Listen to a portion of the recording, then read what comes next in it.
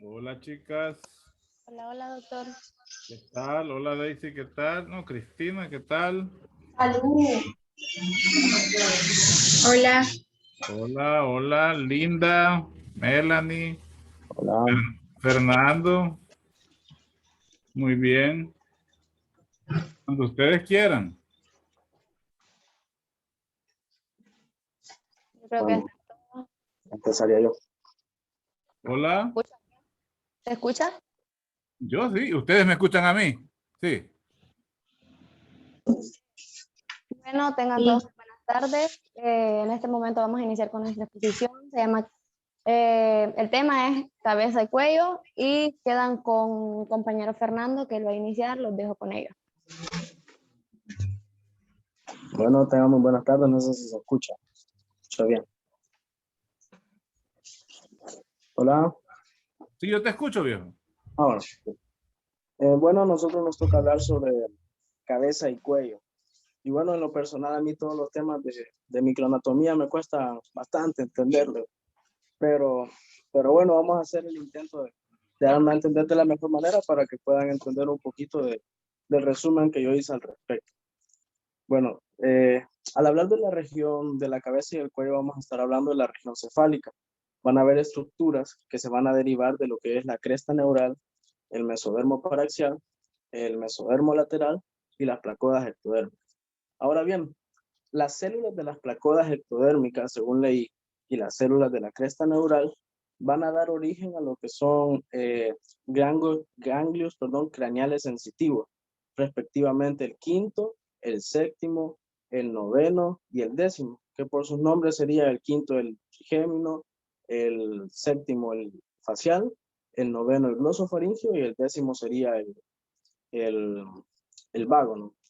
Ahora bien, estos se van a derivar de lo que son las células de la cresta neural y el mesodermo paraxial. Y al hablar del desarrollo de la cabeza y cuello, la característica más imponente, la característica más importante sería el desarrollo de unas estructuras llamadas arcofaringe, que es lo que vamos a tratar más que todo en este tema. Y bueno, como a manera de introducción, se puede decir que antes también se le conocía a estos arcofaringes como arcos branquiales, según la literatura. Y es que estas estructuras se parecen bastante a lo que son las branquias de un pez. Y estos arcos faríneos aparecen durante la cuarta a la quinta semana del desarrollo embrionario y le dan lo que son las características pues externas del embrión. Y estas pues están compuestas por tejido mesenquimatoso y están separados por unas estructuras que se llaman hendiduras faríngeas. Ya vamos a ver que también en este tema vamos a hablar también de bolsas faríngeas y bueno, arco faríngeo, bolsa faríngea y hendidura faríngea me van a formar lo que es el aparato faríngeo. También nosotros conocemos a estas estructuras como con el calificativo branquiales, ¿no? Arcos branquiales, hendiduras y bolsas branquiales, y le podemos llamar también aparato branquial. Sin embargo, según la literatura, pues este término ha sido un poco relegado, ya que en nosotros, como sabemos, no se forman lo que son las branquias, sino que estructuras diferentes. Entonces adoptamos mejor el adjetivo faringio en vez de branquial y así lo vamos a estar manejando el día de hoy para hablar de este tema. Ahora bien, en sí son 6 arcofaringios, pero del quinto no vamos a hablar mucho, ya que de él, según yo leí y busqué información, pues no se derivan estructuras en el adulto que nosotros podamos hablar de ellas, así que lo vamos a dejar por aparte, ¿no? Entonces, vamos a hablar de los arcofaringios restantes. Y es que todos estos arcofaringios están compuestos por cartílago. Sin embargo, los primeros dos van a tener nombres especiales. Y los del tercero para allá, pues, disculpen el ruido. Del tercero para allá, pues ya van a ser pues, nombres comunes, es decir, solo van a mencionar el cartílago y el arcofaringio correspondiente. El primer arco faríngeo pues se caracteriza por tener un proceso maxilar según la literatura y un proceso mandibular. ¿Cuáles son las estructuras que van a derivar del primer arco faríngeo? Sería el hueso maxilar, el cigomático, el temporal y la mandíbula.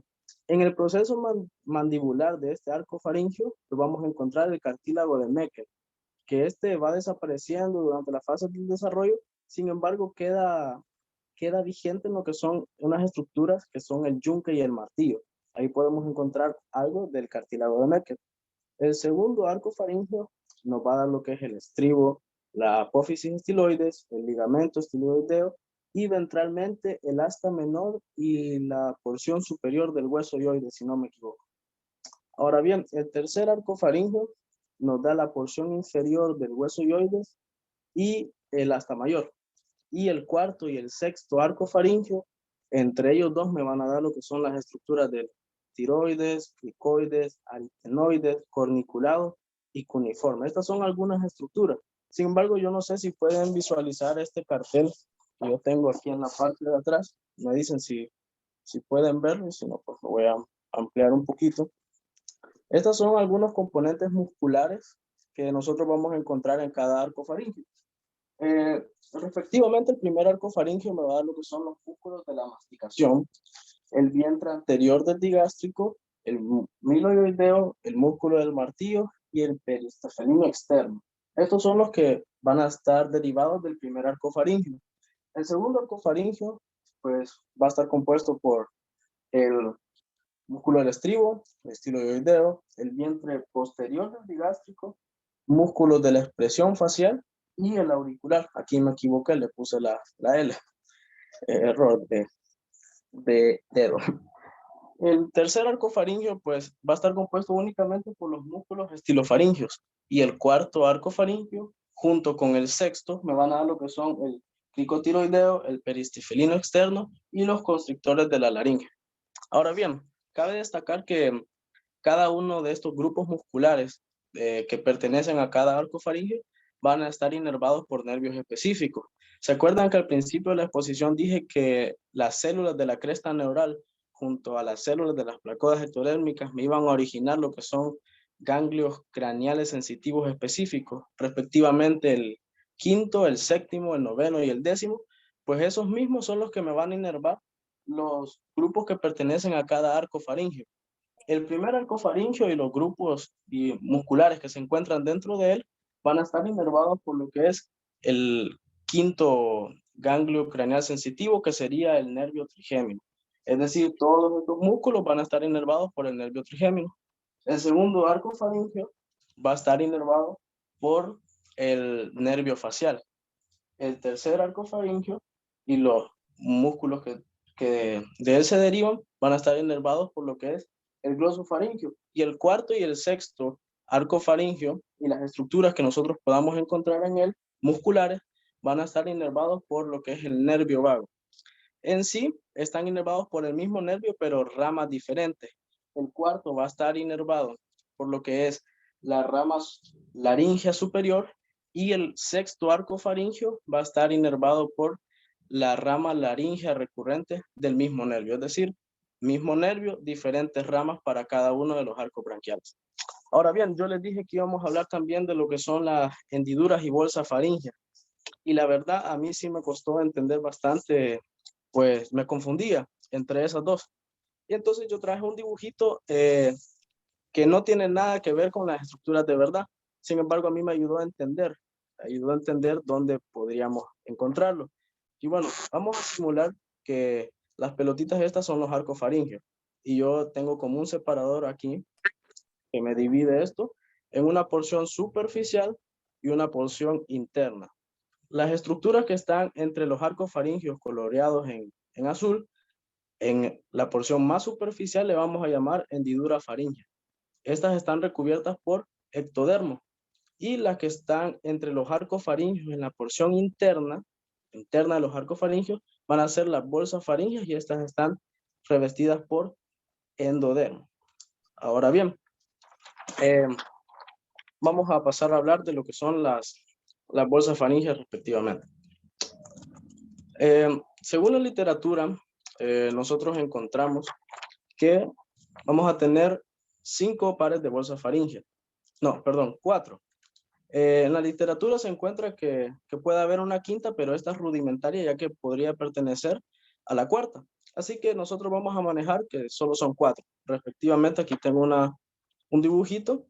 Esta sería la primera bolsa faríngea, la segunda bolsa faríngea, tercer y cuarta bolsa faríngea, y cada una de ellas me van a dar estructuras importantes dentro del desarrollo de la cabeza y el cuello, que lo vamos a ver ahorita. Y bueno, yo traje una imagen un poco más grande para que podamos pues, visualizarlo mejor, ¿no? Y bueno, la primera bolsa faríngea, según la literatura, pues dice que forma un divertículo, similar a un tallo, que es el receso tubotimpánico, y este entra en contacto con el revestimiento epitelial de la primera hendidura faríngea. Ahora bien, dijimos que lo más interno, lo que estaba en la porción interna, iban a ser las bolsas faríngeas, y lo que estaba más externo serían las hendiduras faríngeas. Dice la literatura que entra en contacto con el revestimiento epitelial de la primera hendidura faríngea, y es aquí. Vemos que está muy cerca la bolsa faríngea de la otra. Ahora bien, la porción distal de este divertículo, es decir, esto que parece un saco, así lo describe la literatura también, es la cavidad timpánica primitiva o del oído medio. Esto sería esta parte de aquí. Y la que está más estrecha y en su segmento proximal va a ser la trompa de Eustaquio. Y estas son las estructuras que me va a dar la primer bolsa faríngea. Sería la cavidad timpánica primitiva y la trompa de Eustaquio. Aquí. La segunda bolsa faríngea, pues simplemente me va a dar lo que son las amígdalas palatinas, que es esta estructura que vemos aquí. Ahora bien, dice la literatura que alrededor del tercer y quinto mes, estas amígdalas son infiltradas por tejido linfático y parte de la bolsa, de la segunda bolsa, persiste y corresponde a lo que es el adulto en lo que son las fosas amigdalinas. Y esto en sí son los productos de la segunda bolsa faríngea, las amígdalas palatinas y la fosa amigdalina.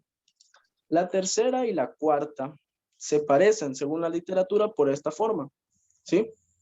Que no sabría describírselos así, en qué forma tiene, pero sin embargo las dos tienen, según la literatura, una ala dorsal, es decir, estas superiores, y una ala ventral que serían las inferiores. Y cada una de ellas, pues, es un elemento diferente. Según la literatura, pues, en la porción dorsal, bueno, estas estructuras cabe destacar que empiezan a diferenciarse durante la quinta semana. Y bueno, la porción dorsal de la tercera bolsa faríngea me va a dar lo que es la glándula paratiroides inferior, esta que tenemos aquí. Y lo que es la ala ventral, es decir, la inferior, la más larguita que tenemos aquí, va a ser la estructura del timo. Y estas son las estructuras que nosotros vamos a obtener de la tercera bolsa faríngea. La cuarta sería en la porción dorsal, es decir, la más superior, sería la glándula paratiroides superior, y esto de azulito sería el cuerpo último branquial, que en sí, este es el que dicen que sería la quinta bolsa faríngea. Sin embargo, como vemos, forma parte de la cuarta bolsa faríngea, y así se maneja en lo que son las literaturas. Ahora bien, ¿cuál es la importancia de este cuerpo último branquial?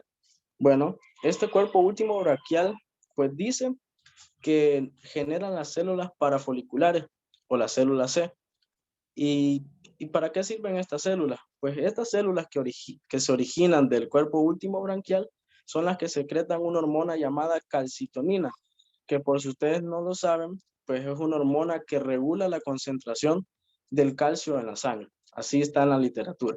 Ahora bien, vamos a repasar otra vez para que quede claro cuáles son los productos de cada bolsa faríngea. La primera, en esta parte que parece saco, va a ser la cavidad timpánica, y en la parte más estrecha, la trompa de Eustaquio. La segunda me va a dar las amígdalas palatinas y la fosa amigdalina. Este es el producto de la segunda. La tercera, en su ala dorsal, es decir, la superior, me va a dar la glándula paratiroides inferior, y en su ala ventral me va a dar el timo, perdón. Estos son lo que me da la tercera bolsa faríngea. Y la cuarta, pues me va a dar la glándula paratiroides superior en su ala dorsal, y en su ala ventral me va a dar el cuerpo último branquial, que dijimos que era importante porque de él se originaban las células C, las células parafoliculares, que secretaban calcitonina, y que esta es una hormona sumamente importante para la regulación del calcio en la sangre. Y bueno, vamos a pasar a hablar de las hendiduras faríngeas. Y para esto, pues, tuve que hacer otra imagen porque esa no me servía. Y entonces dice que en el embrión de 5 semanas se caracteriza por tener 4 hendiduras faríngeas, respectivamente 1, 2, 3 y 4, aquí representadas en esta imagen. Ahora bien, según la literatura que yo consulté, decía que antes se consideraba que la primera hendidura faríngea, esta de aquí, era la que contribuía para formar el conducto auditivo externo. Es decir, esta se hacía un proceso para formar el conducto auditivo externo, según algunas literaturas anteriores. Sin embargo, pues esta teoría queda relegada, ya que ahora se sabe que el conducto auditivo externo no se forma por la primera hendidura faríngea, sino por una evaginación del ectodermo superficial del primer arco faríngeo. Y el sobrecrecimiento del segundo arco, que el segundo arco faríngeo está representado aquí, hace un sobrecrecimiento, una prolongación, ¿sí? Y entonces hace que la primera hendidura faríngea, con el pasar del desarrollo, pues desaparezca. Entonces toda esta teoría de que se originaba el conducto auditivo externo de la primera hendidura faríngea queda totalmente descartado. Ahora bien, siguiendo hablando del segundo arco faríngeo, pues la proliferación activa de su tejido mesenquimatoso, lo lleva a superponerse al tercer y cuarto arco faríngeo, como lo pueden ver aquí. Este sería el tercer y el cuarto arco faríngeo. Y el segundo arco faríngeo experimenta lo que es una prolongación que lleva a cubrir estos dos arcofaringios que tenemos aquí. Por ende, también cubre la segunda, tercera y cuarta hendidura faríngea. Ahora bien, cuando cubre estas hendiduras faríngeas, bueno, por lo menos en esta imagen no se ha conectado todavía, pero cuando se conecta a esta zona de aquí, que sería el borde epicárdico, encierra lo que son las hendiduras faríngeas, y estas hendiduras faríngeas forman una cavidad que está en esta imagen, que sería el seno cervical. Y este seno cervical pues va a desaparecer durante pase el desarrollo. Ahora, por si no me han entendido, voy a volver a hacer un resumen de todo lo que he dicho. Bueno, la principal característica del desarrollo de la cabeza y del cuello, pues simplemente va a ser la formación de las estructuras que se llaman arcos branquiales. Cada uno de estos arcos branquiales me van a dar estructuras específicas.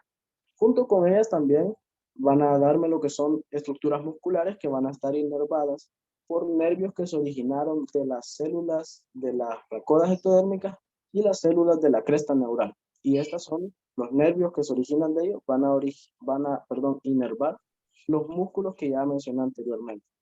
Ahora bien, cada arco faríngeo va a estar revestido en una porción superficial, esto que ven de azul, por lo que son las hendiduras faríngeas, que estas están revestidas por ectodermo superficial, y en su porción interior, se podría decir, pues estas son las bolsas faríngeas y van a estar revestidas por endodermo.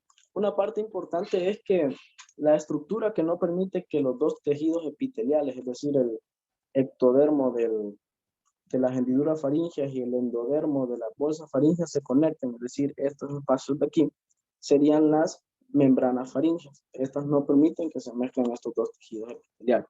Entonces, siguiendo, las hendiduras faríngeas me van a dar estructuras específicas de las cuales ya hablamos. Son sumamente importantes para el desarrollo de la cabeza y del cuello. Y bueno, llegamos al término de que el segundo arco faríngeo experimenta lo que es una prolongación, ¿sí? Esto que vemos aquí, que cubre el tercer y cuarto arco faríngeo respectivamente, dejando encerradas la segunda, tercer y cuarta hendidura faríngea. Estas hendiduras, al experimentarse encerradas, es decir, que ya no tienen contacto con el exterior, ya que el borde epicárdico con la proliferación del segundo arco branquial se han conectado, pues estas quedan encerradas y forman esta estructura que se llama el seno cervical, que posteriormente en el desarrollo pues va a desaparecer. Y esta ha sido mi participación, así que gracias. Muy bien, muy bien. Buenas tardes, ¿me escuchan? Sí, le escucho. Bueno, yo voy a continuar con lo que es pues el tema de cabeza y cuello. Les voy a hablar un poco sobre la regulación molecular del desarrollo de la cara. Vamos a ir haciendo un pequeño esquema aquí para que me puedan entender. Bueno, las células de la cresta neural van a surgir de las células neuroepiteliales adyacentes en el ectodermo superficial. Entonces, a lo largo de los límites de estos pliegues neurales, vamos a tener la señalización de una proteína que va a ser la BMP, la proteína morfogénica ósea, si no me equivoco, o morfológica o morfogénica. Ok, ósea. Entonces, esta va a ser muy importante porque va a establecer como una región límite para regular la expresión de la BNT, que va a ser como una reguladora genética. Entonces, para esta van a sufrir una transformación de la mesenquima, porque de estas células van a sufrir de las epiteliales a las mesenquimas, y esta va a comenzar su migración hacia la mesenquima circundante. Entonces, después de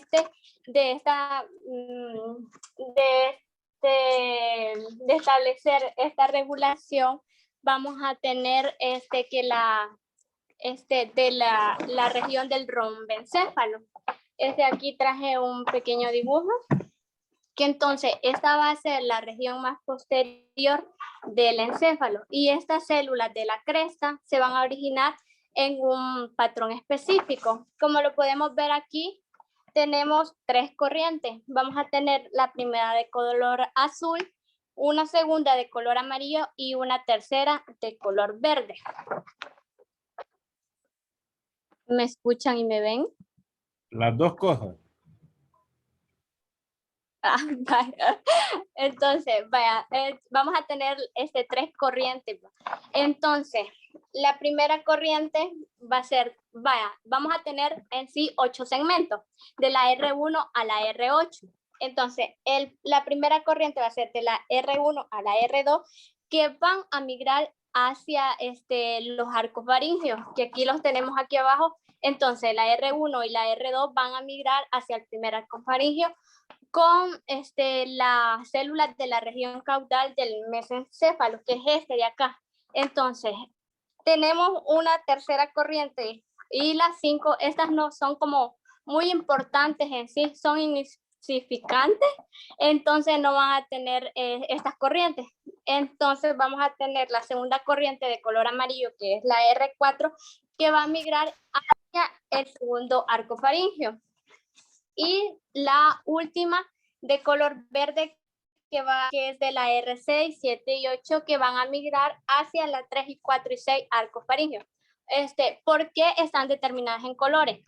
Este patrón específico está en colores porque cada una de ellas va a llevar un gen específico. Tenemos la primera corriente de color azul. Va a tener el primer gen específico, que va a ser OTX2, que va a ser un factor de transcripción. Y tenemos la segunda corriente de color amarillo, que va a ser el gen específico OXA2. Y para la última, de color verde, vamos a tener el gen específico OXA3, B3 y D3. Entonces, así como se va a dar la región del rombencéfalo. Entonces, ¿qué está pasando acá? Lo que está pasando es que todas estas corrientes han migrado hacia los arcos faríngeos, y lo que va a hacer es formar los componentes esqueléticos de cada arco. Entonces, todo este proceso que ven acá va a ser controlado por el ectodermo de las bolsas faríngeas, y es así como se va a dar la regulación molecular facial. Otra compañera les va a hablar sobre más a fondo sobre la cara, su formación y todo eso, pero yo solo les toqué lo que es lo molecular. Entonces, vamos a seguir con, bueno, aquí voy a pegar estos cartelitos, creo que no se ven mucho, pero es de lo que he explicado, que la proteína va a regular la BNT y después va a experimentar la transformación de epitelial a mesenquimatosa y va a migrar hacia la mesenquima circundante. En el cerebro posterior las células se van a originar en un patrón específico que les enseñé las corrientes y de la R1 a la R8 y estos segmentos se van a llamar, rombómeros. Y por último, pues van a haber 8, de la R1 a la R8 y estos van a migrar a poblar los arcos faríngeos. Eso sería ¿cómo se llama? La regulación molecular de la cara. Ahora voy a continuar hablándoles sobre la lengua. La lengua. Yo hice un pequeño esquema, feíto porque no puedo mucho, manualidades. Pero bueno, vaya, la lengua va a aparecer en los embriones como aproximadamente como a la cuarta semana. Entonces, esta va a aparecer por medio de las primeras protuberancias que son las linguales laterales, que como observamos aquí están, una y dos protuberancias linguales. Y tenemos una media que es la protuberancia llamada tubérculo impar. Entonces, estas se van a partir del primer arco faríngeo. Entonces, vamos a tener una segunda que se llama cúpula o eminencia hipobraquial. Y por último, vamos a tener en el arco faríngeo 3, la epiglotis. La epiglotis es como una tapa móvil que permite pues que los alimentos y las bebidas como que no entren a la tráquea. Entonces esto nos va a permitir a que no nos ahoguemos ya, o sea, ya cuando adultos. Entonces esta va a estar, se va a ubicar por delante del orificio laríngeo y va a estar flanqueado por las protuberancias aritenoides. Entonces, al crecer, la lengua, se va a fusionar. ¿Cómo se va a fusionar? Vaya, como les hablé de las dos primeras protuberancias, las laterales linguales, estas se van a fusionar con el tubérculo impar y esta es la que va a dar el segundo tercio anterior, bueno, el cuerpo de la lengua. Se va a originar aquí el cuerpo de la lengua por estas dos protuberancias laterales con el tubérculo impar. Entonces, aquí se lo tengo. Vea, como ya vimos que estas dos con estas se van a fusionar, van a crear lo que es el cuerpo de la lengua. Entonces, esta va a estar separada aquí posteriormente por un surco terminal que se llama surco terminal, que en B. Entonces, va a estar separado por este surco en la raíz posterior de la lengua.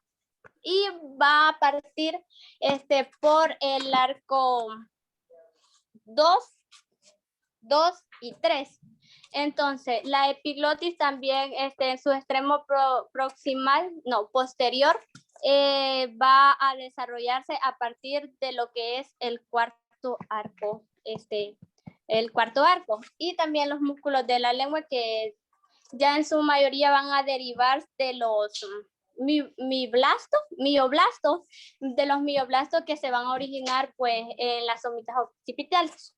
Bueno, eso sería lo que es el origen de la lengua, por decirlo así, en los embriones, ¿va? De las dos protuberancias laterales con el tubérculo impar. Y ahora les voy a hablar sobre lo que es... Alison, una pregunta. Hola. Dígame. ¿Qué es el epiglotis? ¿Qué era el epiglotis? Bueno, yo la encontré como que es una tapa móvil que va a permitir que las bebidas y los alimentos no vayan para la tráquea, algo así que no los va a permitir que nos ahoguemos o para la respiración. ¿No? ¿Pero qué es? ¿Qué es el epiglotis? ¿También es una protuberancia de la lengua? No. También habló de unas eminencias aritenoideas también que están a los lados, ¿verdad? Ajá. Ajá, ¿y qué son esos, pues? ¿Qué son estas? ¿Qué estructuras? ¿Qué son, pues? ¿Es un músculo? ¿Es un tendón? ¿Es un hueso? ¿Qué es, pues? ¿Y a quién están? ¿Músculo?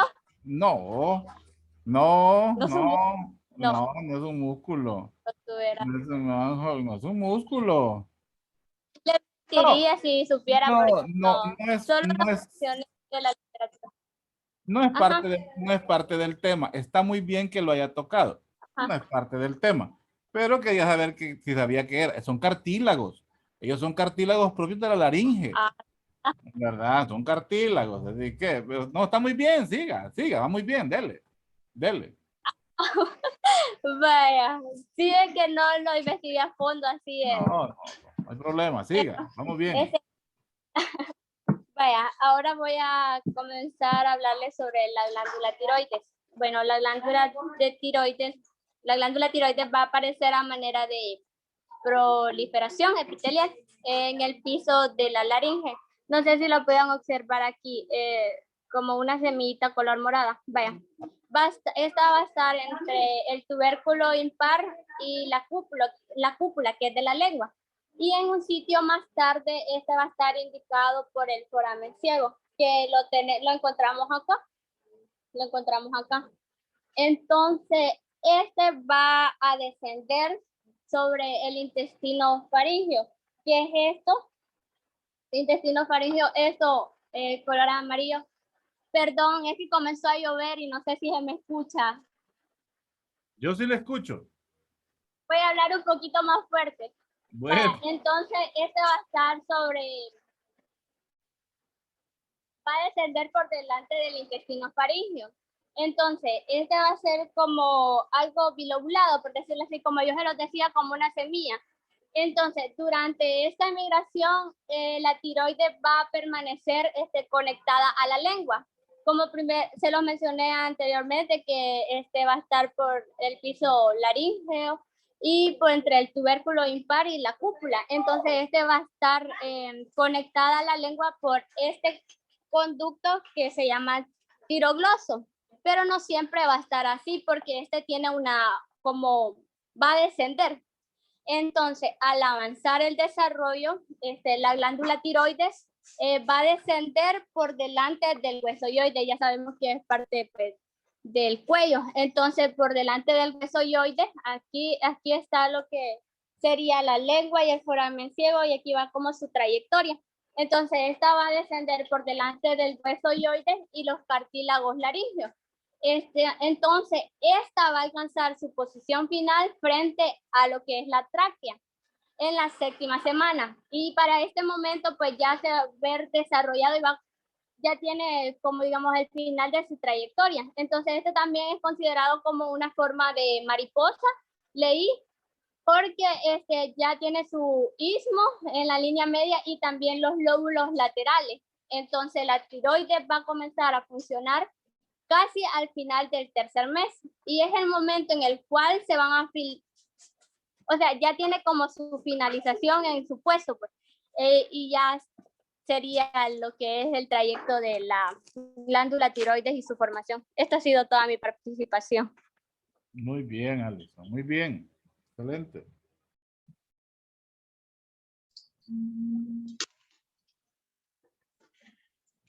Buenas tardes. Voy a continuar yo sobre el desarrollo de la formación de la cara. A finales de la 4ª semana comienzan a diferenciarse las prominencias de la cara. Bueno, en realidad comienzan a diferenciarse las estructuras del embrión. Aquí les tengo una estructura de un embrión de 4 semanas y bien claramente se puede distinguir la cabeza. Aquí tenemos las plácodas ópticas, las plácodas óticas. Se puede distinguir la prominencia cardíaca, también el cuello del embrión, que está formado por arcos faringeos, y levemente o ligeramente ya se le pueden distinguir las yemas, que pues estas se desarrollarán en los miembros superiores y los miembros inferiores, y la cola. Entonces ya a esta etapa el aspecto ya se le pueden diferenciar las estructuras y las prominencias de la cara, principalmente constituido por mesénquima, que la mesénquima pues es el tejido, y la mesénquima, estas mesenquimatosas, que esta dan origen a los tejidos óseos, los tejidos musculares, los vasos sanguíneos y los tejidos cartilaginosos. En este periodo, el embrión, en esta etapa, el embrión entra a un periodo de morfodiferenciación. La etapa de morfodiferenciación. Entonces ya él va agarrando como forma. Aquí atrás yo les tengo unos dibujitos que son los embriones en las diferentes semanas de gestación de la parte frontal. Entonces, si el embrión está así, el dibujo, yo se los giré de esta forma. Entonces, aquí podemos ver la cabeza del embrión, que lo vamos a distinguir. Sería la cabeza, pues sería la prominencia frontal, o la prominencia frontonasal sería. Estos dos puntitos que vemos a los lados de la cabeza son las plácodas ópticas, pues que con el desarrollo ellos se van a ir ubicando en su lugar. También podemos observar que la formación de la cara consta del primer arco faríngeo. El primer arco faríngeo, pues sería todo esto. El primer arco faríngeo forma la prominencia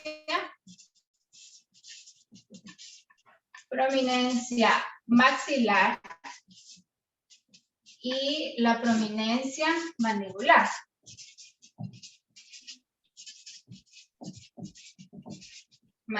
Y es lo que hasta donde nosotros nos interesa la formación de la cara. Ya después sigue este es el segundo arco faríngeo, el tercer arco faríngeo, cuarto arco faríngeo y el sexto arco faríngeo. Arco faríngeo, esto no, ahorita no nos interesa, pero ya lo vimos en las exposiciones anteriores, pero es la prominencia cardíaca. La prominencia cardíaca.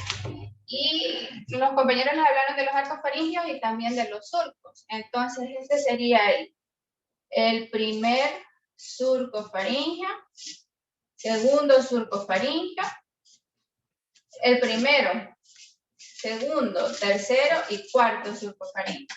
Son 4. Ya teniendo identificadas todas estas partes, pasamos a la 5ª semana de gestación y se le pueden observar ligeros cambios al embrión. Primero que nada se le observan estas serían las plácodas nasales, que cuando nosotros en embriología escuchamos la palabra plácodas, pues son los esbozos de los sistemas sensitivos. Por ejemplo, la vista, está el olfato,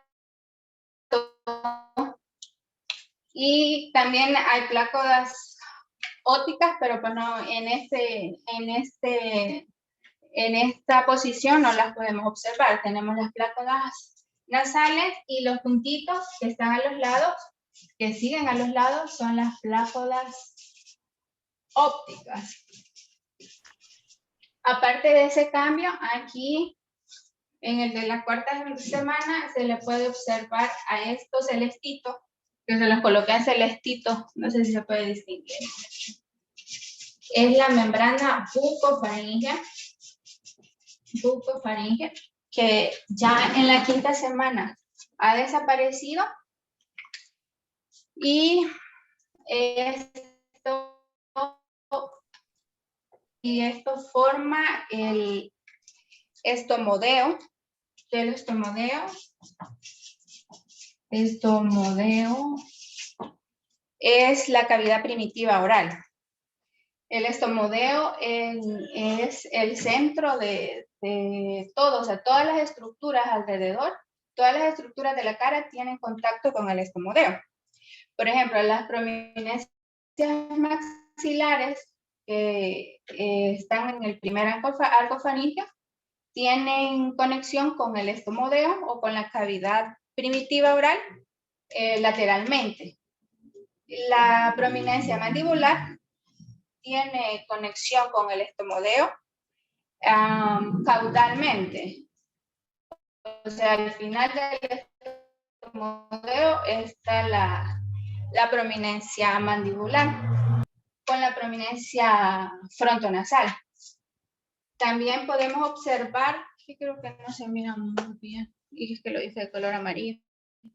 Podemos observar entre el primer arco faríngeo y el segundo arco faríngeo ciertas prominencias. Vamos a dibujar. Son 3 prominencias. Son como 3 puntitos que se les ha formado, que aquí no lo teníamos, y aquí se forma. Son 3 en la parte inferior del primer arco faríngeo y 3 en la parte superior del segundo arco faríngeo.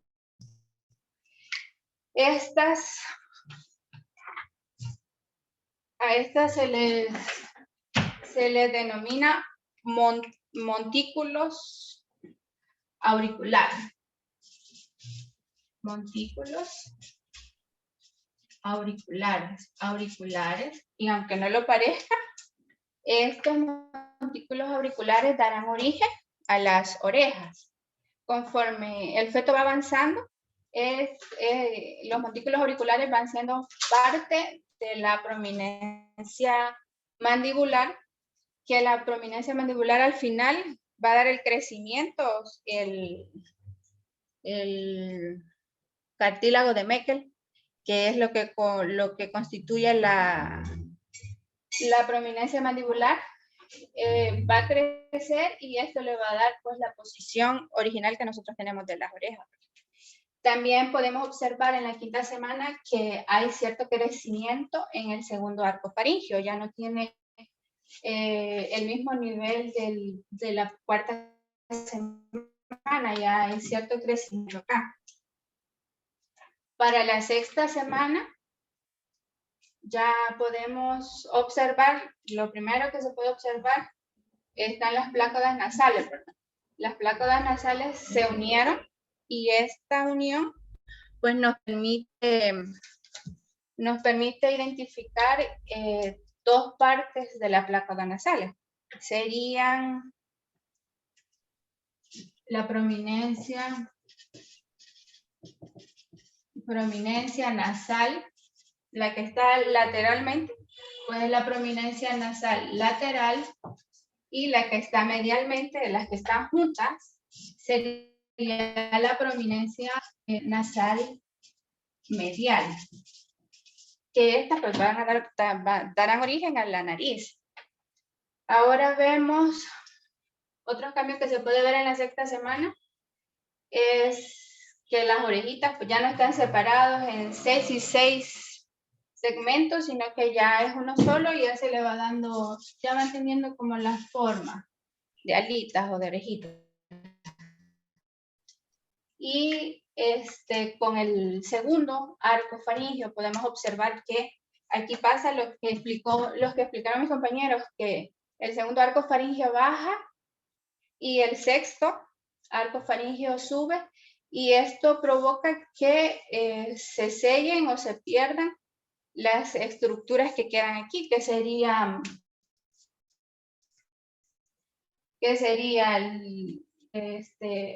los arcos faríngeos 3, 4 y 5 y los surcos faríngeos 2, 3 y 4. Esto se pierde y todo esto forma el seno cervical. Y al final también el septo cervical se pierde, pero todo esto, o sea, esto da el espacio para las estructuras mesenquimatosas que tiene, o sea, ya esto ya sería la formación del cuello. Y como sabemos cuántas estructuras tenemos en este pedacito de cubo o de rectángulo que tenemos, porque aquí incluyen los vasos sanguíneos, los músculos, que son tantos músculos en el cuello, la tráquea, la laringe, la faringe.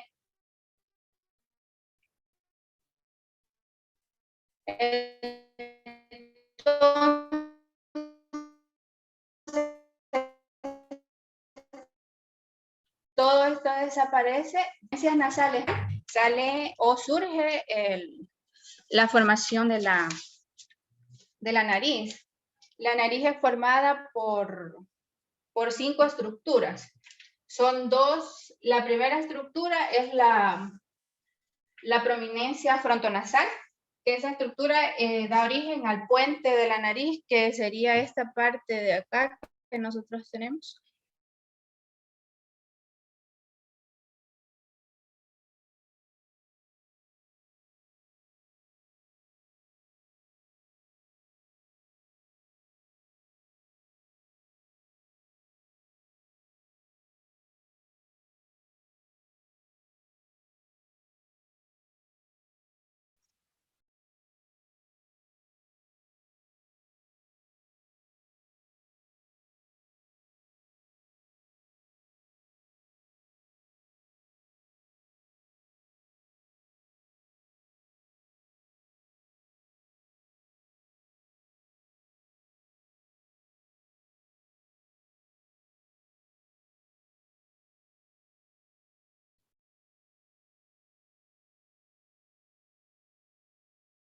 Si quieren, puede continuar quien va después.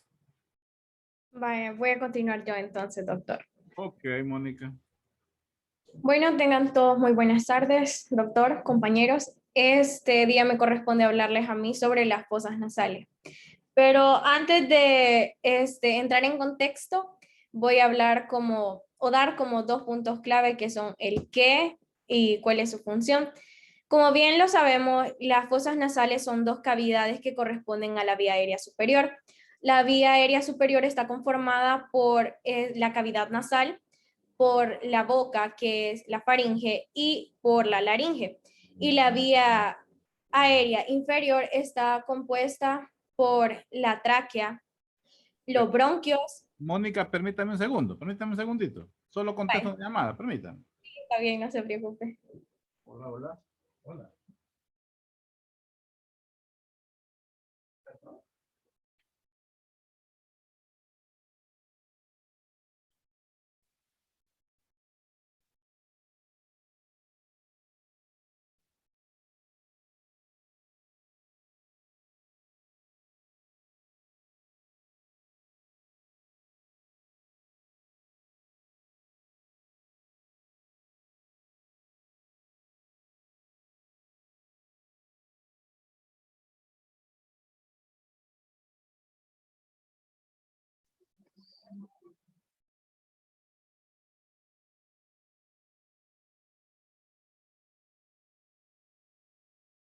Perdón, Mónica, continúe, perdón.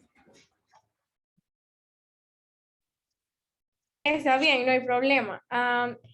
Creo que Inda ya empezó, no sé si ella va a terminar y así concluyo yo, o no sé, para que termine su exposición. Termine, Linda. Termine. Sí, No fue el Inter. No hay problema, no hay problema, siga. Vaya, nos habíamos quedado en cómo se formaba la nariz. Son 5 estructuras. Una sería la prominencia frontal.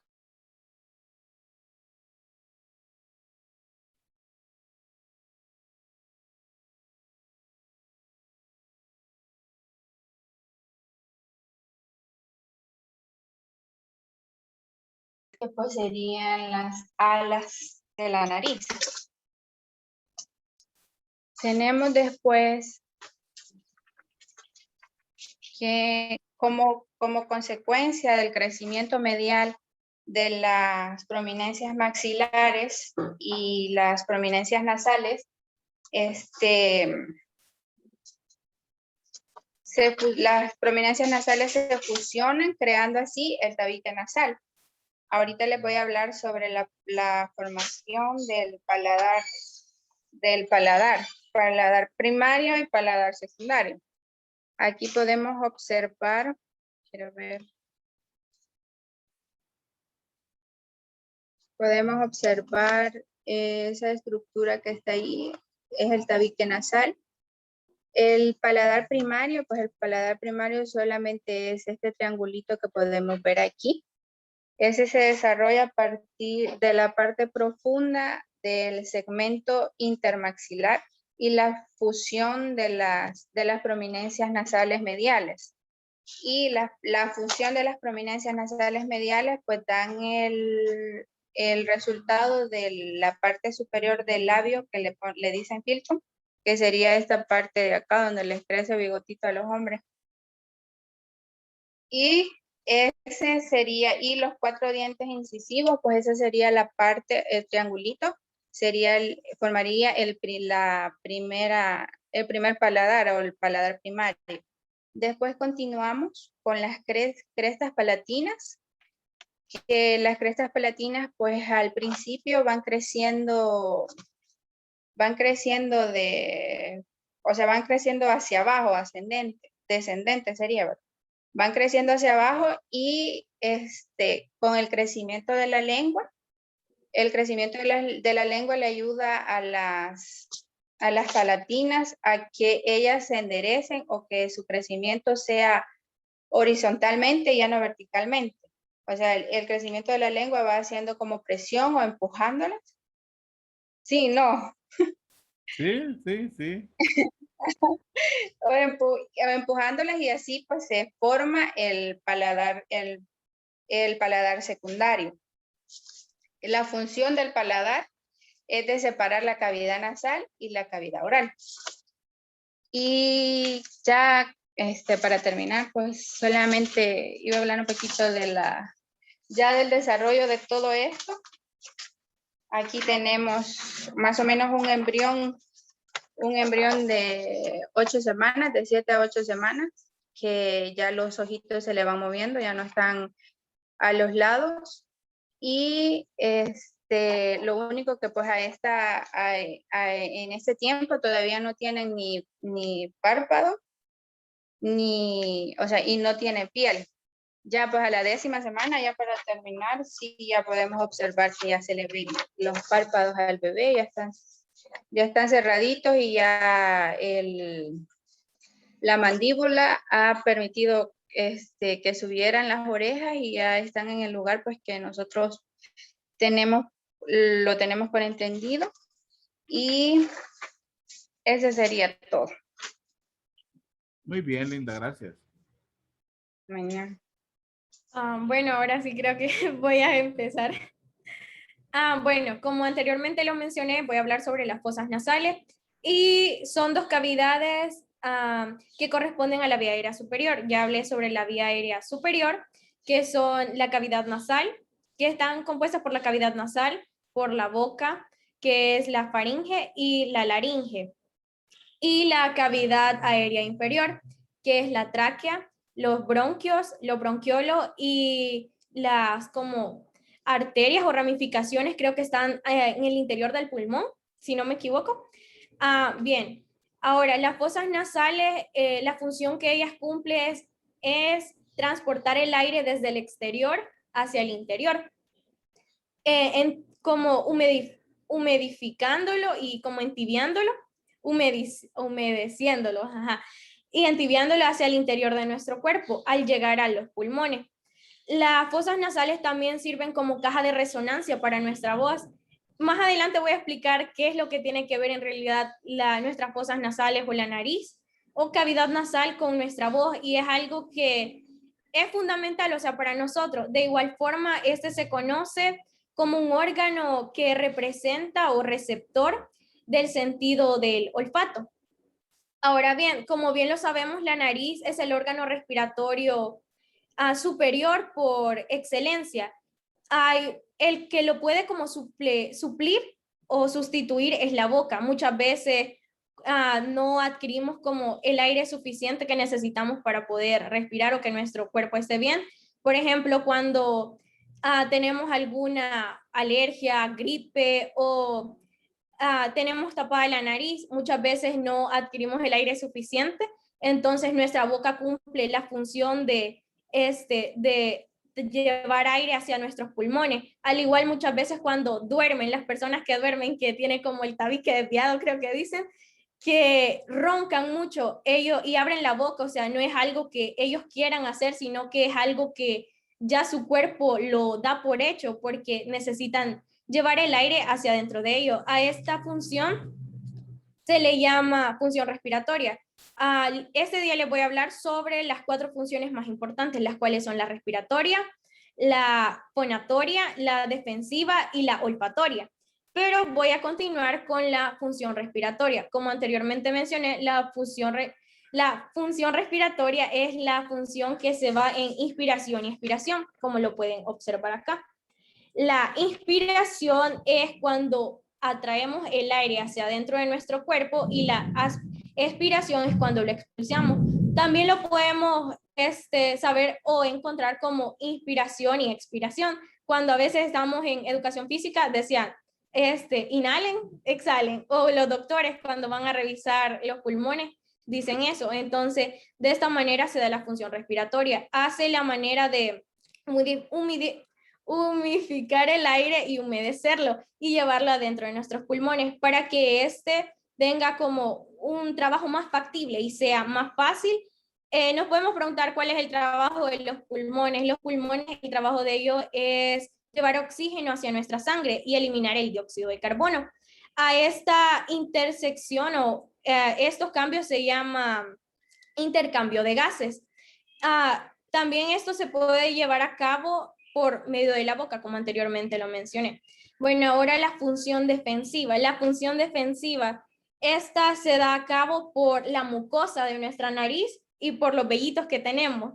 Esto hacen como una barrera, una pared desde el exterior hacia el interior de nuestro cuerpo. O sea, las toxinas, el polvo, bacterias, quieren muchas veces entrar hacia nuestro organismo, pero la mucosa y los vellos que tenemos dentro de nuestra nariz actúan como barrera para frenarlo. A veces, digamos... Mónica, ¿cómo se llaman esos pelitos de la nariz?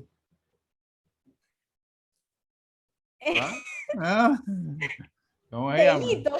No No sé cómo se llama. Tienen nombre propio. Sí, pero no sé cómo se llama. Pero es un nombre bien raro. Se llaman vibrisas nasales. Ahí se llaman. Está bien, no hay problema. Siga. Es un nombre bien raro. Es para que salga en el examen, por eso la pregunto. Siga. Anótenlo, ya está la respuesta. Anótenlo. Bueno, las vibrisas lo que hacen y la mucosa es frenar las bacterias que están en el exterior. Por ejemplo, cuando esas bacterias logran entrar hacia nuestro cuerpo, se lleva a cabo el estornudo. Ahí es donde las personas que son alérgicas a algo comienzan a estornudar para expulsar todo eso que no es parte de nuestro cuerpo. Entonces, aquí podemos observar cómo, no sé si lo pueden ver, ¿sí? Cómo la persona está expulsando lo que no es parte de su cuerpo. Entonces, muchas veces esto se lleva a cabo cuando hay personas alérgicas, digamos, a algún perfume, o cuando hay un olor demasiado fuerte, o el polvo hace que expulsemos estas cosas que no son parte de nosotros. Pero cuando esto logra ingresar hacia nuestra nariz o hacia nuestro cuerpo, es donde se lleva a cabo la gripe, las alergias y diferentes tipos de enfermedades. Ahora continúo con la función fonatoria. La función fonatoria es la que se da por nuestra voz, es la que da el timbre a nuestra voz y tiene mucho que ver nuestra nariz, o sea, nuestra cavidad nasal con nuestra voz, porque rápido se nota, o sea, cuando una persona está enferma, le cambia mucho. Si su voz es muy aguda, se vuelve grave. Y así viceversa. Entonces, se nota demasiado cuando una persona está enferma. Y la función fonatoria, como anteriormente lo mencioné al inicio de mi exposición, es como una caja de resonancia, o sea, para nuestra voz, da como el timbre para colocar. Esto muchas veces los timbres se parecen en la familia, digamos, cuando llama por teléfono a alguien, entre hermanos se puede confundir, pero cada quien tiene como su timbre diferente, es como lo facial o lo físico. Esto va derivando porque pueden haber, como dicen, hay siete caras parecidas en el mundo, pero esto no quiere decir que sean iguales, sino que cada una tiene su diferencia en sí. Ahora, la función olfatoria. La función olfatoria es algo que anteriormente, disculpen si hay mucho ruido, es que está lloviendo. Anteriormente no le daban tanta importancia a la función olfatoria porque es algo común, algo que nosotros tenemos así, que podemos sentir olores o percibirlos, pero más sin embargo, podemos pensar que las cosas pueden ser comunes, pero cuando las perdemos, en realidad sí hacen falta y necesitamos de ellas. Por ejemplo, nos dimos cuenta de que era algo necesario y vital para nosotros cuando llegó esto del COVID-19 o el coronavirus. Todas las personas le tomaron demasiada importancia porque no era importante, ay, la nariz, esto, un órgano, quedaba igual. Más sin embargo, cuando ya perdías el olfato, ya era de preocuparse, ya era porque ya estaba ese virus dentro de el cuerpo. Entonces, en ese momento es cuando nosotros comenzamos como a ponerle más empeño, a cuidarnos más y a tratar como de beneficiar que nuestra nariz siempre estuviera como bien, tratar de oler como cosas fuertes como el alcohol para percibir esos olores. Las personas que les dio este virus creo que sufrieron bastante al perder esto. Hay personas que cayeron hasta en depresión porque por algo tan común extrañarlo era bien difícil porque, o sea, a todos nos gusta oler alguna comida súper rica, algo que nos guste demasiado. Y no es, la nariz es algo que nos representa no solo por oler, sino que también va más allá de nuestros recuerdos, porque si sentimos el olor de una persona, cuando lo volvamos a sentir en otro lugar, nos vamos a recordar a esa persona, o sea, tiene que ver mucho con nuestra memoria también. Entonces, algo que tenemos que tener en cuenta, que todo para nosotros tiene que ser importante, pero hay un factor que para siempre ha sido importante en la vida y es para los animales. Los animales, el sentido del olfato es fundamental para vivir, ya que digamos, los animales que están en la calle o animales que viven así como en lo salvaje, por su olfato pueden descubrir dónde hay alimento y subsistir por ello. En cambio, los seres humanos le damos la importancia hasta que ya vemos el peligro, hasta que lo vemos distinto, no cuando en realidad tiene que ser fundamental para nosotros, porque al igual como nuestros ojos, nuestros oídos, la nariz es un órgano demasiado importante para nuestra vida. Voy a proseguir con los dientes. Bueno, el desarrollo dentario u ortogénesis es un conjunto que tiene factores muy complejos que permite que se lleva a cabo dentro del vientre materno, o sea, desde que nosotros estamos en el vientre de nuestra madre, se va creando como esa parte de la conjugación de cómo van a ser nuestros dientes o cómo pueden irse formando poco a poco. Más sin embargo, los dientes no solo es algo por salud, y por salud sería que son la manera en la cual nosotros trituramos nuestra comida para que se lleve a cabo hacia nuestro estómago y se haga el proceso de digestión, sino que también para vernos bien. Los dientes también sirven para vernos bien. Los dientes dan autoestima. Muchas personas cuando tienen los dientes como separados o así, necesitan usar brackets y eso, pero lo usan por autoestima, para verse mejor, para tener una calidad mejor de vida. Entonces, cuando se lleva este proceso, también tiene que llevarse a cabo la buena higiene. Voy a dar sobre como la anatomía del diente. Como lo vemos aquí, encontramos la corona, la parte de las encías que está de este lado, que la parte de nuestras encías es lo rosadito que nosotros tenemos pegado hacia nuestro diente. La raíz, que es esto que está acá. El esmalte, que es lo blanco de nuestros dientes. Y la dentina es esto que está acá. Y es la pulpa. Bueno, ahora voy a explicar cada parte. La corona es la parte baja de nuestro diente, o sea, el diente lo mostré así, pero en realidad nuestro diente está así. Nuestro diente está así. Esta parte de acá es la corona, es con lo que nosotros trituramos la comida. A veces cuando botamos nuestros dientes de leche y ya comienzan como nuestros dientes de juventud y adultez, comienzan a tener como sierritas. Y esas sierritas son las que nos sirven están como nuevecitos nuestros dientes. Eso es lo que nos sirve como a triturar mejor la comida y que vaya mejor. En cambio, cuando los niños ven que tienen esas sierritas, muchas veces tratan como de limársela o hacer lo posible para desgastársela. Más sin embargo, este proceso se da según los años de nuestra vida. O sea, no se puede comparar los dientes de un niño o un joven de unos 14 años a una persona de unos 90, o sea, es muy distinto, porque una persona de 90 años ya tuvo mucho tiempo, ya disfrutó diferentes tipos de comida y apenas un niño va creciendo y va desarrollando ese tipo de diente. Entonces, según esto se va desgastando y es ahí donde se puede ir el proceso de la corona se puede ir desgastando. Entonces, el borde de la encía es una de las partes muy importantes para la preservación de la salud. Es cierto que la salud bucal es más afectada en los dientes, pero tiene mucho que ver con la encía, porque el sarro está pegado según en la encía, o sea, la encía y nuestro diente en la parte que están como juntitos, es ahí donde se coloca más el sarro, donde se puede dar la acumulación del sarro. Ahora, la raíz es la parte de la mandíbula, o sea, el diente está sostenido del hueso de la mandíbula, es de ahí donde se agarra, donde se sostiene. Y el esmalte es algo con el que muchas veces se lidia, que es algo que se desgasta, que es lo blanco de nuestros dientes. Cuando tomamos mucho café, cuando consumimos bebidas que traigan colorantes, el esmalte se va desgastando y se va como deteriorando. Y es ahí donde nuestros dientes se vuelven amarillos. Esto no tiene que ver con la higiene bucal. En muchos casos sí se da por no tener buena higiene, pero en casos muy distintos es porque consumimos mucho café. Hay personas que tienen una excelente higiene bucal, pero toman demasiado café y el café es lo que mancha los dientes.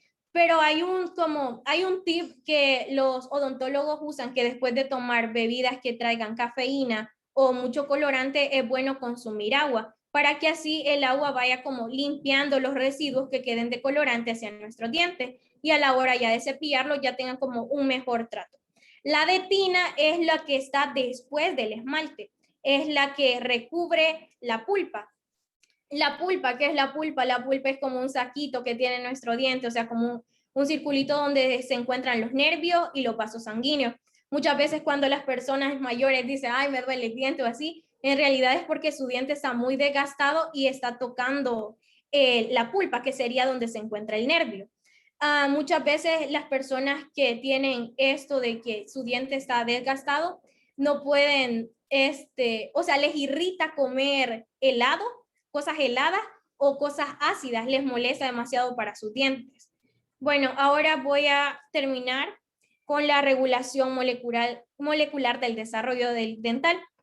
Bueno, cuando el embrión tiene aproximadamente 6 semanas, en las células ectodérmicas basales de la boca primitiva empiezan como a multiplicarse y se va produciendo el engrosamiento sobresaliente. Este se llama botón o también llamado epitelio bucal, es la parte en la que se van como formando los ectodérmicos basales. Al continuar el crecimiento, deja de crecer en anchura y grosor y termina encajándose, creciendo hacia adentro en la ectomesenquima. Sí, creo que se dice ectomesenquima. Bueno, en 20 sitios, estos 20 sitios dentales son 10 en cada arco, o sea, los arcos ven que nuestros dientes, o sea, nuestras encías hacen como una C arriba y una C abajo. Cuando las personas que ya están mayores y usan como placa, se ve que están sus dientes y están como una encía falsa que está formada como una letra C y es donde se colocan los dientes. Bueno, en ese tipo, si las han visto, así son, como esa forma de placa, así son nuestros dientes, así se forman nuestras encías. Y en el estado hay estados que se pueden mencionar. Por ejemplo, el estadio de brote o yema dentaria. Estuve investigando porque pensé que me había equivocado porque pensé que era estado, pero es estadio. Entonces, y leí bastante y decía, no, no puede ser, pero es estadio. Bueno, a principio de la sexta semana de la lámina se alarga y sus extremos van dejando como el exceso de formación poco a poco y esto se le llama brote o botón, como anteriormente mencioné. Este comienza como el primordio dental y es ahí donde se va dando los deciduos de los primeros en aparecer, los inferiores o mandibulares. Bueno, ahora voy a continuar con el estadio de casquete. Este se da a partir de la 10ª semana, o sea, de la semana 10. Las células del primordio se van multiplicando, agrandándose en la ectomesenquima y quedándose abajo del botón dental. Se encaja profundamente en el formando una nueva parte central del primordio. También se le puede decir que es como un germen que se va como expandiendo para que hayan más como folículos para nuestros dientes. A medida el casquete se desarrolla, se va formando como una protuberancia temporal llamado como nódulo de esmalte. Entonces, ese es como lo que se va viendo ya que cuando los niños van como creciendo, ya cuando salieron del vientre materno, ya van como creciendo y se van viendo como unas cositas blanquitas ahí pequeñitas, que es la que muchas veces les da a los niños como que les dé calentura o así, es porque eso les va creciendo, que es la dentadura. Bueno, ahora el estadio de campana. El estadio de campana se da de la semana 14 a la semana 18. Es la gestación embrionaria, que es la división rápida de las células del nódulo del esmalte que se derraman y empiezan a migrar en la parte superior del germen dentario. Y por último, el estadio de folículo o terminal maduro, que aquí hay como segmentación completa de la lámina dental, ya se va como formando la encía completamente del bebé.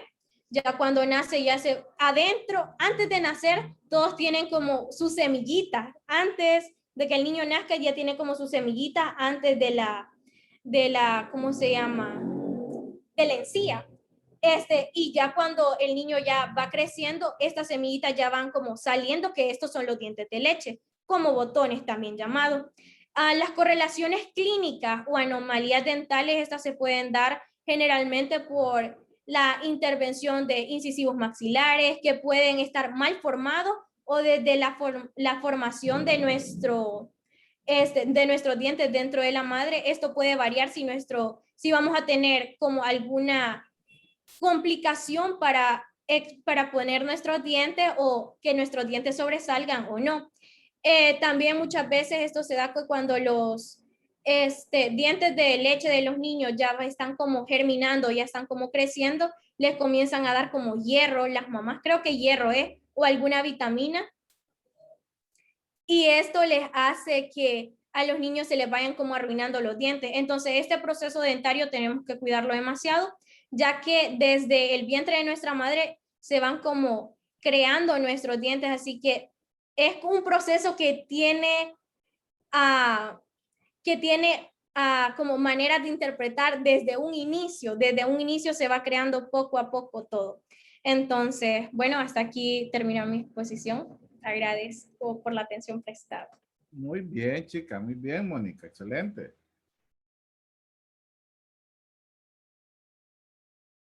Ya somos todos, doctor. Ya están todos.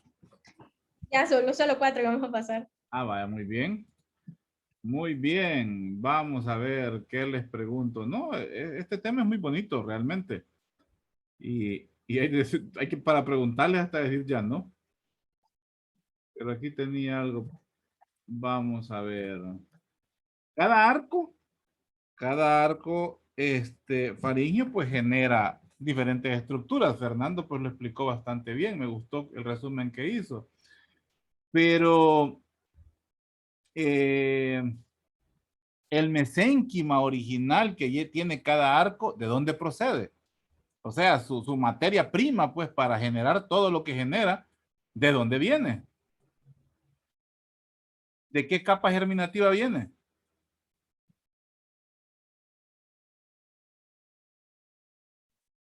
¿Mm? Del estado de brote o llama dentaria. No, espérenme. Estoy preguntando de cada arco genera diferentes estructuras. Muy bien. Ahora, yo lo que les pregunto es la materia prima, ¿cómo les puedo decir? Pues el mesénquima es la materia prima, pero ¿de dónde viene? Pues ¿de qué capa germinativa viene? Eso es lo que quiero que ustedes me digan. Del mesodermo paraxial. Del mesodermo, muy bien, excelente. ¿Quién me lo dijo? Melanie. Muy bien. Vamos a ver, cada arco faríngeo, ¿qué es lo que contiene o qué es lo que produce? No quiero que me digan específicamente cada cosa, sino qué es lo que genera en sí. Tal cosa, tal cosa, tal cosa. ¿Qué genera? ¿Qué es lo que contiene, pues? Componentes musculares, componentes del Componente hueso, muscular. ¿Qué más? arteriales y Arteriales. ¿Qué más? esqueléticos. Esquelético. ¿Qué más? ¿Le faltan dos? Nervioso Nervios. ¿Qué más? ¿Y qué más? y cartilaginoso. Sí, cartílago. Excelente. Muy bien. Excelente. Vamos a ver.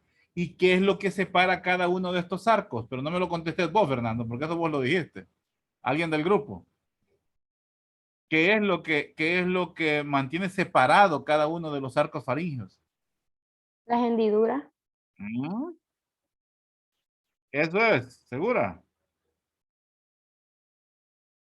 Cristina, ¿segura? Sí, Va, muy bien. Sí, eso es. Las hendiduras.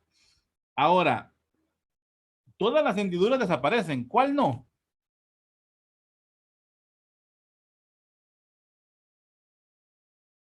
La primera no se parece.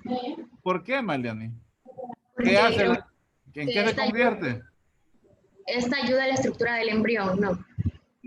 Sí, por supuesto, pero ¿para formar qué? Era formar el oído, creo que era. ¿El oído qué? El, El conducto auditivo externo. Y las membranas faríneas también desaparecen, pero ¿cuál no? la La cuarta. primera. La primera, cabal. ¿Por qué? No lo digas vos, Fernando. ¿En qué se convierte la primera? en un cartílago. No, tampoco. ¿En qué se convierte, Fernando? Disculpe. ¿En qué se convierte la membrana, la membrana resultante de la primera? ¿En qué se convierte? Eso sí no sé. Ay, no fregué. Yo pensé que cada día. No. En la membrana timpánica o en el tímpano, ¿verdad? En eso se convierte. Vamos a ver qué otra cosa les puedo preguntar, hombre. Vaya, me hablaron ustedes del origen de la tiroides o del origen del tiroides, según no se sabe si es masculino o femenina. Pero el origen del tiroides tiene un origen aunado al desarrollo de la faringe, a tejido faríngeo, a tejido lingual. Hay una conexión que existe entre la lengua y el tiroides. ¿Cómo se llama? Está en la base de la lengua. Específicamente en el vértice de la B lingual.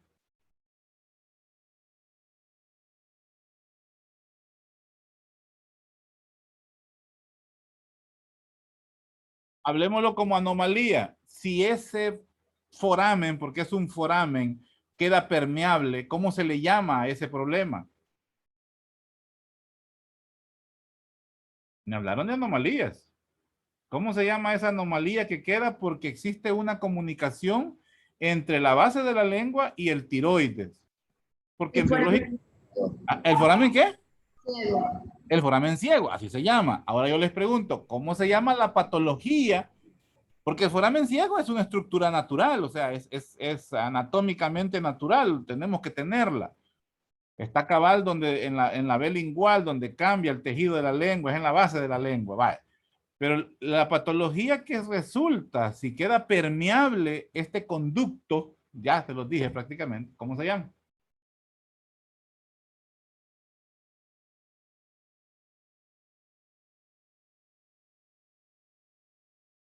Conducto. ¿Sí? ¿Cómo se llama? ¿Cómo se llama eso, esa situación? El conducto tirogloso. Es el conducto tirogloso, entonces el problema se llama persistencia del conducto tirogloso. Es el ¿Qué es lo, conducto tirogloso. qué es lo que genera? ¿Qué es lo que genera la persistencia de hendiduras o la persistencia de membranas? ¿Qué es lo que puede generar en el cuerpo del cliente que le quedan persistentes esas estructuras que todas deben desaparecer, menos la del primer arco? ¿Alguna anomalía en la cara o Sí, pero ¿cómo se llaman esas anomalías? Hipotiroidismo. No. Ese es un mal funcionamiento del tiroides. Yo digo que qué situaciones presenta una persona que tiene persistencia de conductos, persistencia de hendiduras, persistencia de membranas que tendrían que haber desaparecido en el como desarrollo embrionario. yo creo que es labio hendido o así que está la, No, ¿no? ese es un problema de mala fusión. Ya vamos a hablar de eso. Les iba a preguntar de eso.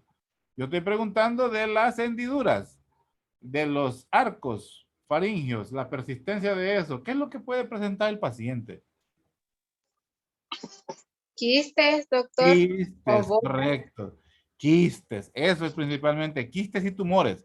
Son cosas que pueden persistir y algunos pueden transformarse en cosas malignas, pues, en un cáncer. Pero así es, son quistes. Ahora, a ver, ahora, ¿cuál es la diferencia entre paladar hendido y labio leporino? O labio hendido. Porque aparentemente es lo mismo, pero no es lo Que mismo. se puede ver una malformación desde el labio hasta tocar la nariz y en cambio Sí, en el labio, pero... ajá. en cambio en el paladar hendido es que hace falta el paladar de arriba para poder colocar como la respiración y todo eso para que pueda funcionar y la comida no se desvíe. Vaya, esa es la descripción anatómica. Yo quiero saber qué es lo que pasó embriológicamente para que aparezca eso, porque de eso estamos hablando. ¿Qué es lo que pasó? ¿Qué falló para que aparezca el labio leporino o labio hendido? ¿Y qué falló para que aparezca el paladar hendido? Las prominencias maxilares no se cerraron o no se fusionaron. ¿Eso fue en qué? En labios leporinos. ¿En el labio leporino o en el paladar hendido? ¿Ah? En el paladar. En el paladar, ¿verdad? Ajá, ¿y en el labio qué pasó? No sé. Ahí el problema es en la fusión de las prominencias nasales y del proceso maxilar. Ahí donde estuvo la falla. Quiero ver. Solo eso, ya no tengo más que preguntar. ¿Cuál es el origen embrionario o cómo se llama lo primitivo del sistema respiratorio? No, de las fosas nasales. ¿Cómo se llaman? Lo primero que aparece en el embrión. Usted, Linda, lo dijo. ¿Cómo se llama? Tiene un nombre todo raro. Las placodas. ¿Las placodas qué? Son las Placodas, nasales. placodas nasales. ¿Verdad? Bien. Bien, chicos, estamos bien. Vamos a reposar unos 10 minutos. ¿Con quién vamos? Después. Vamos con sistema nervioso. Amli. No, ¿quién va? Sí, mi Sí, equipo ¿verdad? Vaya, chivo. Nos vemos en un ratito entonces. Ok. Ok. Gracias. Bueno, muy bien, excelente hipótesis. Gracias.